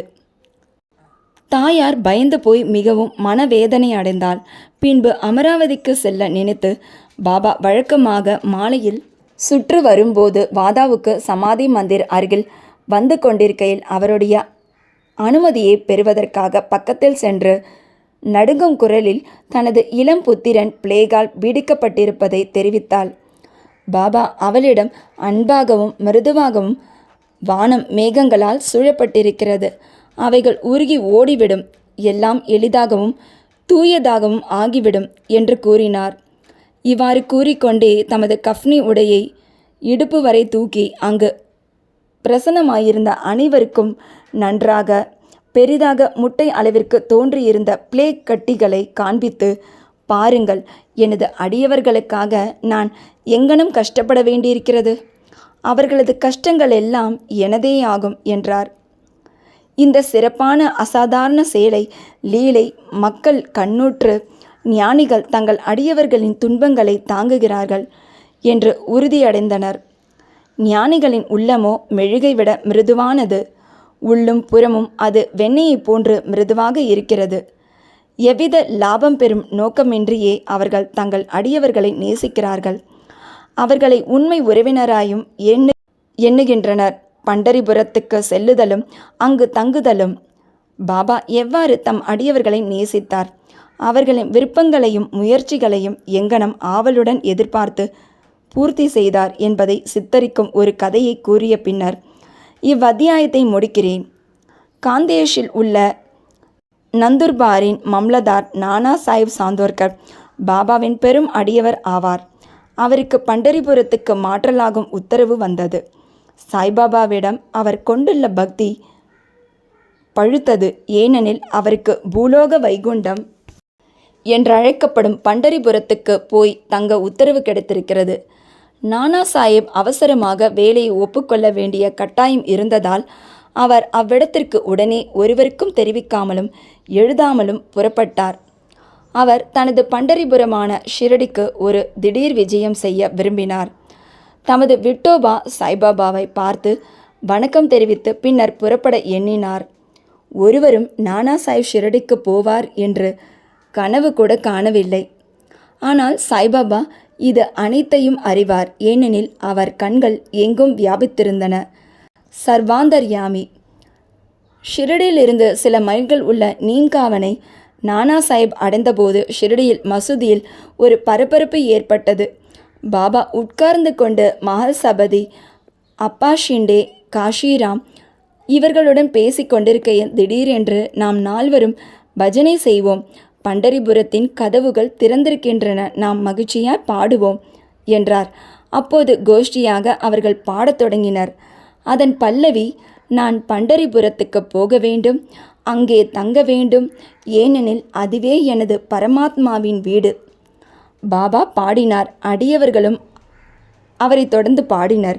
சிறிது நேரத்தில் நானா சாஹிப் தனது குடும்பத்துடன் வந்து பாபாவின் முன்னால் விழுந்து பணிந்து அவரை தங்களுடன் பண்டரிபுரத்துக்கு வரவும் அங்கு தங்களுடன் தங்கும்படியும் வேண்டிக் கொண்டார். அவ்வேண்டுகோள் பாபாவுக்கு தேவையாயிருக்கவில்லை. ஏனெனில் மற்ற அடியவர்கள் நானா சாஹிப்பிடம் பாபா ஏற்கனவே பண்டரிபுரத்திற்கு போவதற்கும் அங்கு தங்குவதற்குமான ஊக்கத்துடன் இருப்பதாக தெரிவித்தனர். இதை கேட்டு நானா சாஹிப் உணர்ச்சி வசப்பட்டார். பாபாவின் காலடியில் விழுந்தார். பிறகு பாபாவின் அனுமதி, உதி மற்றும் ஆசிர்வாதங்களை பெற்றுக்கொண்டு நானா சாஹிப் பண்டரிபுரத்துக்கு புறப்பட்டார். பாபாவின் கதைகளுக்கு ஒரு முடிவில்லை. ஆனால் இங்கு நிறுத்தி அடுத்த அத்தியாயத்தில் மானிட வாழ்க்கையின் முக்கியத்துவம், பாபாவின் இறந்து வாழும் வாழ்க்கை, பாய்ஜாபாவின் சேவை மற்றும் பல கதைகளையும் கூறுகிறேன். ஸ்ரீ சாயியை பணிக. அனைவருக்கும் சாந்தி நிலவட்டும்.